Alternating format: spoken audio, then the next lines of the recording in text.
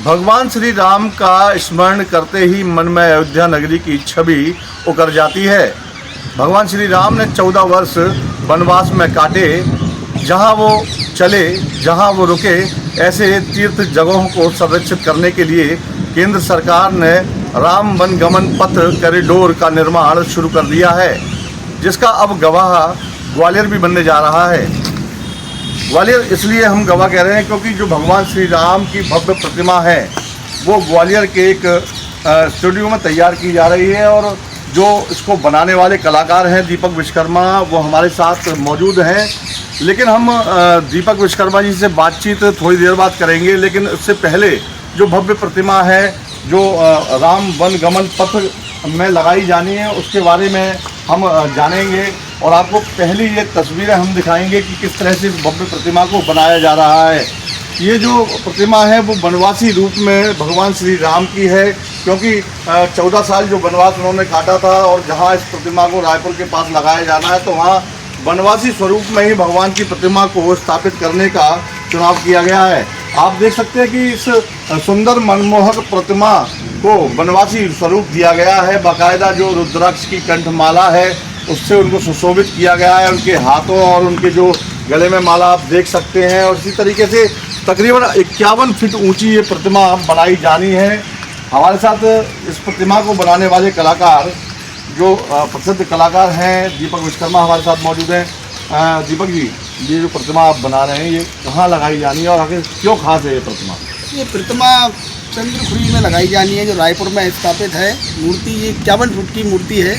हमारे लिए इसलिए खासियत है कि 51 फुट की मूर्ति हम पहली बार बना रहे हैं, और ग्वालियर मिंट स्टोन का इसमें हमने इस्तेमाल किया है। और इसमें भगवान राम का जो वनवासी रूप है वो झलक रहा है पूरा। इसमें रुद्राज है, 108 रुद्राजों की मालाएँ बनाई गई हैं। इसके साथ ही इनका जो गमछा है, जिस तरीके से भगवान राम के वनवास के रूप में उन्होंने जो वस्त्र धारण किए थे वो पूरे दृश्य इसमें बनाए गए हैं। और इनकी जो मुस्कान है वो आप, और इनके नयन है वो आप देख सकते हो कि एकदम जीवित चेहरा हमने बनाया है कि लोग दर्शन करें राम के तो राम की छवि उनकी आंखों में बसे। उस तरीके से हमने उस चीज़ का विशेष ध्यान रखा है। और हमारे 20 से 25 कलाकार ग्वालियर के जो अरसरा डीसी सेंटर है इसमें रात दिन करके 6 से 7 महीने में ये मूर्ति का निर्माण तैयार कर पाए। खासतौर पर प्रतिमा का जो पत्थर इस्तेमाल किया है, कहाँ का पत्थर है, क्या खासियत है पत्थर? ये पत्थर बहुत मजबूत पत्थर है। ये ग्वालियर का ही पत्थर है। ग्वालियर के जो पड़ावली मेतावली सनीचरा बेल्ट के आसपास की खदानें हैं वहाँ से ये पाया जाता है। जैसे आप देखें तानसेन मकबरा, ग्वालियर किला और मोती महल में इतना जो काम पुराने समय का काम है स्टेट के समय का, वो सब इसी ग्वालियर मिंट में बनाया हुआ है। उसी पत्थर से हमने ये मूर्ति बनाई है ताकि आजीवन ये अमर मूर्ति रहे। और इतनी विशाल मूर्ति जो ग्वालियर की एक नाम को भी बनाएगी, इसलिए हम लोगों ने इतनी इस कला से काफ़ी मेहनत की है। और सब लोग जो कलाकार लोग हैं काफ़ी खुश हैं कि हमारी मूर्ति 51 फुट की रायपुर में लगने जा रही है।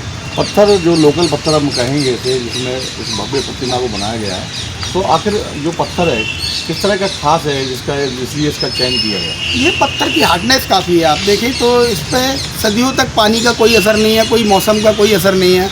ये बंधा हुआ रेसा होता है, इसको हम बारीक रेसा कहते हैं पत्थर की ज़बान में। क्योंकि टाँकी आपको एक बार में हथौड़े पे आप टाँकी मारोगे तो एक बार में चोट नहीं लगेगी, आपको 4 बार आपका हथौड़ा बैक मारेगा, जब जाके वो थोड़ा सा कटेगा। यानी बहुत हार्ड स्टोन है ये। अगर सॉफ्ट स्टोन होगा तो एक बार में टाँकी अंदर बैठ जाएगी, मतलब अपना निशान छोड़ देगी। पर ये 4 बार में एक बैक मारता है हथौड़ा, जब एक बार थोड़ा निशान छोड़ता है। तो लगभग ये कहें कि लाइफ टाइम बिल्कुल लोहे की तरह पत्थर है ये। बहुत बड़ी बड़ी मशीनों से हमने यहाँ काटा है इसे। और मान लीजिए कि एक एक चीज़ का विशेष पत्थर में बारीक काम इतना सुंदर होता है इस पत्थर में कि कभी कोई झड़ने वाला काम नहीं होता, कोई दांता नहीं होता, कोई सिल्ली फड़ान नहीं आती ताकि मूर्ति भविष्य में कोई चटकन दे, वैसा कोई रोल नहीं है। एकदम ठोस पत्थर है ये ब्लॉक हो। इससे पहले भी आपने प्रतिमाएँ रायपुर भेजी हैं, तो किस तरह की प्रतिमाएँ रहीं और अब कहाँ से कैसे ऑर्डर मिलाते हैं? ये ऑर्डर हमें टूरिज्म डिपार्टमेंट की तरफ से मिला हुआ है, जो अपने रायपुर से छत्तीसगढ़ से। हमने इससे पहले वहाँ शिवजी नारायण में एक 25 फीट की मूर्ति लगाई है रामपथ गवन में, और उससे पहले हरचौका में जहाँ सीता रसोई, माता सीता ने यहाँ उनकी रसोई है जहाँ भोजन बनाती थी माता सीता, वहाँ भी हम देख के आए, दर्शन करके आए। माता सीता के चरणों के आज भी वहाँ निशान है। तो वो मूर्ति भी 25 फुट की हमने वहाँ स्थापित की है, तो वो भी हमारे लिए काफ़ी सौभाग्य की बात है ग्वालियर की।